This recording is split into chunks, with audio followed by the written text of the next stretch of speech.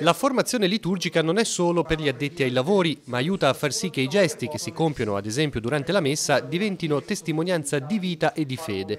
Sono tanti coloro che svolgono un servizio legato alla liturgia, ministri straordinari dell'Eucaristia, lettori, cantori, ma anche chi si prende cura della Chiesa, intesa come edificio, e chi in generale offre il proprio aiuto durante la messa. I ministri straordinari della Comunione sono un buon numero, sono più di 300 che operano in tante nostre comunità parrocchiali e ce ne sono 12 che attualmente sono in formazione, che verranno istituiti ministri nella prossima giornata dei ministeri nel mese di marzo.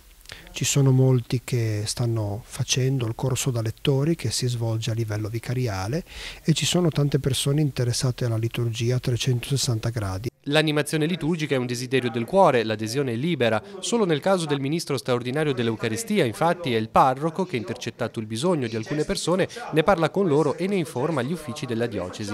In ogni caso si può sempre partecipare ai corsi di formazione offerti dalla Chiesa chiavarese. Sono tutti incontri che poi vanno nella grande programmazione annuale che a settembre allestiamo e che poi proponiamo alla diocesi, quindi la partecipazione al di là dei ministri straordinari della Comunione per tutti gli altri è libera, anzi un desiderio di approfondire e di conoscere nuove cose è già un buon punto di partenza. Di questi temi si è parlato ieri sera al Villaggio del Ragazzo durante l'incontro tra il Vescovo e coloro che si occupano della liturgia in occasione della visita pastorale al vicariato delle Valli Sturla e Graveglia. Il mio compito con povertà è quello di andare a trovare i malati e portare quello che possiamo definire la più grossa cosa, il Signore, a chi non può andare alla domenica messa o chi è solo ammalato.